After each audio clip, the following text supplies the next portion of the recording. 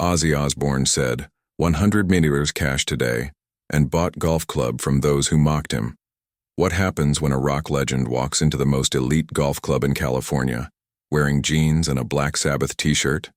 Nobody recognizes him until he offers to buy the entire club for $100 million. Before we start, if you love real-life legends who shatter snobbery and prove character beats status, subscribe to Voices of Darkness, hit like, and share this video with friends. Let's hit our first 1,000 subscribers. And if you love Ozzy Osbourne, prove your love by sharing now. The day Ozzy bought the club Pebble Beach at 9:07 a.m. were the kind of sunshine postcards brag about. Waves combed the shoreline in long white ribbons. Inside the Pebble Beach Country Clubhouse, the windows rose like cathedral glass, giving the Pacific a stage and the men inside a mirror. Margaret stood at the reception podium. Posture perfect, uniform perfect, voice perfected by 30 years of perfecting voices. She could tell a member from a guest by the sound of their shoes, the way a man lifted his elbow when he signed a bill, the weight of silence he carried when money did most of his talking. It wasn't arrogance, it was her craft. Clubs like this had rules that looked like courtesy and sounded like tradition. Her job was to keep the echo clean. He stepped through the door as if the place were a bus stop and the bus was late. Faded jeans. Black t-shirt that had fought too many wash cycles and surrendered. Scuffed cowboy boots, desert dry. Sunglasses that belonged to night more than morning. Hair long enough to annoy a committee. He paused just inside, as if listening to the room's heartbeat. Margaret's first thought, dress code. Her second, municipal. Her third, this isn't his place. Good morning, she said, letting the good ring bright and the morning land like a velvet boundary. This is a private club, sir. Members and their guests only. He smiled, not offended, not surprised. Hello, love. I was hoping to learn golf. Thought I'd ask about lessons. Lessons, Margaret repeated, as if translating from a dialect to a rule book. Private instruction is available after membership evaluation. Fees are considerable. How considerable? His voice held gravel and a laugh that hadn't been used yet today. $500 an hour, and a $25,000 application fee, pending board review. He rocked on his heels, considering the ocean as if it might put in a bid. 500, all right. And the evaluation, do you quiz me on algebra because we'll both be disappointed? The line cracked her composure. A smile tried to happen and she refused it. That was when the door from the main salon opened and the day sharpened. William Thornbridge led with his chin in history. 62, third-generation Pebble Beach. He wore money like a cologne too strong for small rooms. At his side drifted the usual orbit. Charles Hampton, real estate astrologer. Robert Steinberg, Wall Street rumor that turned true when he spoke. Dr. Patricia Sanderson, surgical fame measured in Beverly Hills gratitude. Jonathan Cross, a producer whose credits could get you seated at the good table. And, out of place by being less out of place, Michael Davidson, 35, tech money, eyes that had seen garages before glass walls. Margaret, Thornbridge said, polite as a pointed stick. Trouble at the door? No trouble, Mr. Thornbridge. The gentleman is inquiring about lessons. She let the word gentleman do its delicate work. Thornbridge inspected the denim. We have standards, sir. There are public courses nearby. The man tilted his head. Is the ball allergic to cotton? Will it run screaming from my t-shirt? A few of the orbiters chuckled. A few tightened. Hampton lifted his eyebrows the way one lifts a drawbridge. Michael Davidson studied the man's mouth, the angle of the smile, the posture that said both I'm here and I've been places you wouldn't follow. Forgive me, Michael said. You a musician? The man's grin widened. I used to dabble. There was a band, Black Sabbath. We made some noise. The salon absorbed the name like a stone thrown into a fountain. Ripples, then curiosity, then denial. Thornbridge laughed, an expensive sound. And I suppose I'm Mick Jagger. The man reached into a worn leather wallet that looked like it had framed more backstage passes than credit cards. He handed his ID to Margaret. She read the name and felt 30 years of certainty lean. John Michael Osbourne. The air tasted like the sea when a wave breaks. Michael pulled out his phone, thumbed facts into light. Born 1948, Birmingham, Black Sabbath founder, Paranoid, Iron Man, War Pigs. He looked up as if a story he'd only streamed had just walked into his living room. "Sir," Michael said, voice suddenly careful with wonder. "You wrote Paranoid." "We wrote it in about 20 minutes, the man, Ozzy, said. Producer wanted one more track. Tony had a riff. I had lyrics.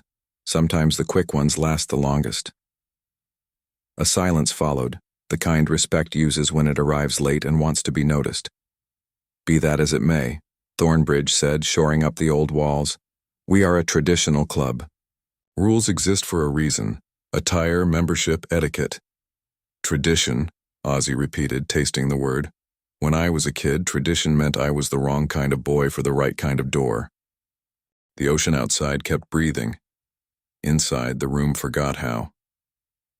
"All right," Ozzy said softly, as if addressing the room rather than the men. "If the rules won't bend, perhaps the building will." Hampton smirked. "Meaning?" "Meaning," Ozzy said. "I'll buy the club." Crystal paused midair. Margaret felt the moment like a cord held too long. Thornbridge smiled the way a man smiles at a child who has bid the moon at an auction. "This club is valued at $85 million, Mr. Osbourne, and it is not for sale?" Steinberg finished, pleased with the familiar phrase. "Everything is for sale," Ozzy said. 100 million. Cash. Today. The room changed color. Money, real money, now money, has its own weather system. It draws storms from cloudless skies. "Are you serious?" Dr. Sanderson said, the scalpel of disbelief slipping toward awe. Ozzy pulled out his phone, turned it in his palm like a set list. "Let's find out." "Mr. Osbourne," Thornbridge said quickly, authority fraying. "Surely there's a less dramatic path. A special membership, a courtesy extended." "No, love," Ozzy said gently. "I've had a lifetime of being told not your place. Today's the day I answer." He dialed. The room listened to a conversation only his side of the world could afford. "Jerry. It's me. I want to buy a golf club. Pebble Beach country. Yes, now. Wire 100 million. We'll handle the rest with lawyers. I want autonomy on dress code and community programs. Yes, that's the point. Call me when escrow smiles." He hung up and looked at the Pacific like he'd just opened a window. Some rules snap, others sigh and sit down. "Mr. Osbourne," Michael said, unable to keep the grin. "What would you change?" "First thing," Ozzy said, "bend the dress code. If a man can swing a club and laugh kindly, he can wear what he likes. Second, scholarships for kids who never thought a fairway was for them. Third, income-adjusted memberships. Fourth, we build a clinic day. Dr. Sanderson, you'll run it for guests who need help more than they need applause." Dr. Sanderson blinked, then nodded, one hand over the surprise she called a heart. "I'd be honored." Hampton huffed. "You'll turn this into a public park." "Maybe," Ozzy said. "We'll turn it into a public good." Margaret found her voice stranded in a place between apology and awakening. "Mr. Osbourne, I'm sorry. I judged." "You were guarding what they asked you to guard," Ozzy said. "You did your job. I'm changing the job." He turned to Thornbridge, and the kindness in his eyes made the words heavier, not lighter. "You carry a proud name. Keep the pride. Lose the walls. They don't keep the wrong people out. They keep the right lessons out." "Tradition," Thornbridge said again, but softer, as if trying the word on a new tongue. "Tradition is a song," Ozzy said. "Play it too slow and it dies in its chair. Add a verse and people sing it again. News moves faster than golf balls." By noon, the terrace was a rumor factory with a view. Caddies whispered, members called lawyers, and a trio of young staffers filmed the Pacific like it might testify. Michael walked with Ozzy along the window that kept the sea politely outside. "You know," Michael said, You just did the tech thing in a tuxedo world. Which is what? Ozzy asked. Disruption, Michael said. You saw a system that confused exclusivity with excellence. Excellence is quiet, Ozzy said. It doesn't need a guard at the door. They passed a father and daughter studying a framed black and white photo of the club from 1937. The girl's shoes were pink. Her eyes were precise. Do people live here? She asked, not turning. Some do, Ozzy said. Some visit. Everyone leaves a little sand. She looked at his shirt. Is Sabbath a place? A band, he said. Are you good? I'm better at being lucky, he said, and winked. She laughed the cleanest laugh of the day. In the staff lounge, Margaret stared at her hands. 30 years of certainty had built a house. Ozzy had opened a window and let the ocean in. A young attendant, Naya, 22, student loans and smile armor, sat beside her. You okay, Ms.? I think I just watched the club molt, Margaret said. Did it grow wings or lose skin? Both, Nia said. He asked your name. Margaret nodded. That small courtesy felt like a lever moving a mountain. No one's asked my name in months who didn't need something. Maybe that's the something, Nia said. Margaret laughed, surprising herself. You sound like a sermon. I sound like rent's due Friday, Nia said. And like today might mean my brother can carry his skateboard across this lobby without being chased. Margaret pictured the boy, red cap, chipped deck, eyes that apologized before they sinned. Maybe he can take a lesson. Maybe I can too, Naya said. If the fees, you know. Income adjusted, Margaret said, tasting the future. Imagine that. William Thornbridge stood before the Pacific and saw his grandfather's reflection in the glass. A founder, a builder, a gatekeeper. Jonathan Cross joined him, quiet for a man paid to fill theaters with noise. You going to fight it, Bill? Tradition isn't the enemy, William said. Am I? Depends, Jonathan said. Are you guarding the song or hoarding the stage? William closed his eyes until the sea was only sound.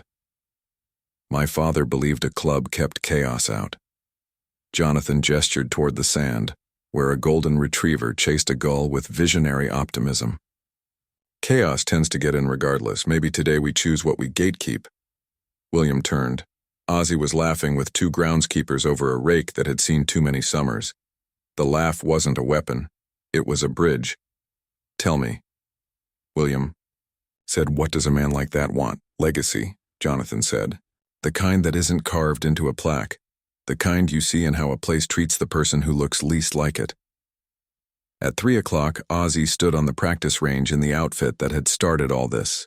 Jeans, t-shirt, sunglasses. Michael handed him a driver like a knight offering a sword to a king who would rather tell jokes than make war. Coach Luis, quiet eyes, patient voice, set a tee in the earth and placed a ball on it with the ceremony of a small moon landing. Grip, Luis said. Ozzy wrapped his hands around the club. Feels like a microphone with ambitions. Stance. Ozzy set his boots. Feels like a wedding photo. Backswing. He drew the club up and back as if preparing to sign the sky. Don't kill it, Luis said. Invite it. Ozzy swung. The club met the ball with a sound like a promise honored. The ball rose, surprised at its own optimism, then curved into a forgiving arc that landed straight and soft. Behind him, scattered claps. Not applause, permission. Luis nodded. Again. Ozzy laughed. I could get used to this. Careful, Luis said. That's how membership starts. Ozzy's second swing was worse. His third, oddly majestic. His fourth, almost a prayer. By the 10th, sweat darkened the t-shirt and joy had replaced performance. People gathered. Staff, members, a dishwasher still in apron, a caddy with stories sewn into his cap. Margaret stood a little apart, hands folded as if in church. He hit one clean and long. The ocean, not to be outdone, threw a glitter of sunlight across the water like a standing ovation. Ozzy turned and bowed to the sea. By 5, A lawyer had emailed an agreement in a language written by Risk and translated by Money. By 7, papers were signed. By 8, a modest frame went up on the lobby wall where a dress code had once announced itself like commandments. It read, "All are welcome. Dress is what you wear. Respect is how you wear it. Membership meets you where you live." Lessons for those who thought golf meant not me. Kindness is policy. Some scoffed, some smiled. Some reached for their phones and typed messages that began with, "You won't believe." Margaret watched 2 teenagers, one in thrift store, flannel, one in a hoodie advertising a band Margaret had never met, take a picture beneath the frame. They looked like the future, which is to say they looked unafraid of the past. "Ms. M," Nia whispered. "Your shift ends in 5. Want to watch the sunset?" "I've been watching it through glass for 30 years, Margaret said. "Let's go outside." They stepped onto the terrace where the air did not ask for a membership card. Later, when the sky remembered how to blush, Ozzy sat alone on a bench that claimed a view no money could improve. Footsteps approached. He didn't turn. The ocean had taught him you can greet without looking. "Mr. Osbourne," William Thornbridge said. "Ozzy," he replied. "Ozzy," William tried, and the syllables landed like a handshake. "I've been wrong before. I prefer it when it costs less." Ozzy laughed. "The most expensive lessons are the ones we need." William took a breath that had waited all day. "When my grandfather opened this place, it was his way of saying yes to men who'd heard no most of their lives. Then we decided who deserved the yes. We pretended we were protecting excellence. Maybe we were protecting ourselves. Fear makes strange rules," Ozzy said. "Music taught me that. You start playing loud because you're scared to be quiet. Then one day you play soft and it breaks more hearts. Will you keep the course immaculate?" William said, a practical man asking the only prayer he knew. "Better than immaculate," Ozzy said. "We'll keep it loved." They watched a last foursome finish on 18, shadows long enough to qualify for membership. "I'll stay on the board," William said, "if you'll have me." "I'd be a fool not to," Ozzy said. "Tradition, after all, makes a fine instrument when it's tuned." That night, Margaret wrote a letter she never intended to send. "Dear Mr. Osbourne, today I said no to a man who meant yes. I've said no in 100 polite ways for 3 decades, sometimes to keep the peace, sometimes to keep a certain kind of person comfortable. Today you moved the furniture. It startled the dust. I think I might sneeze for a month. But I also think I can breathe better already. When I called this place family, I meant the kind that eats in silence. Perhaps we'll be the kind that asks for salt and passes stories. If you ever need someone to teach newcomers which way the wind tends to bully the 7th green, I can do that. If you want someone to apologize to the people I turned away, I can do that too. I've spent 30 years guarding a door. I'd like to spend the next ones holding it open. Margaret." She folded the letter, slipped it into a drawer, and slept for the first time in months without dreaming of a sign that said, "Members only." The first Saturday under the new rules arrived with fog.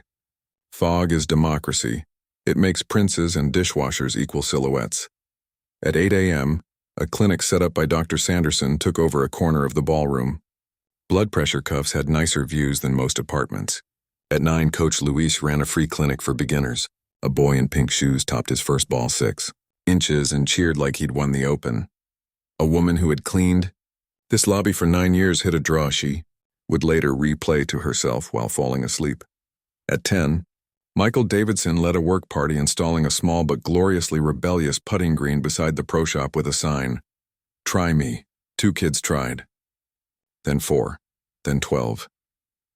At noon, Margaret escorted a family of 4, none of them dressed for tradition, through the lobby without a tremor in her voice.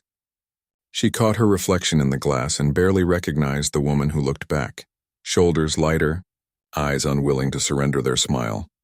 By late afternoon, the fog burned off and the sun returned like a promise kept.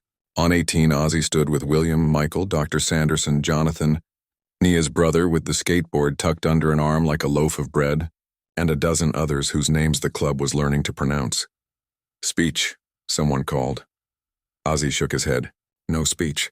We've had enough words. Let's have a rule. Laughter." Willing silence. Here it is, he said. We don't judge the swing before we know the story. That landed. It stayed. Inevitably, someone asked for the bat story.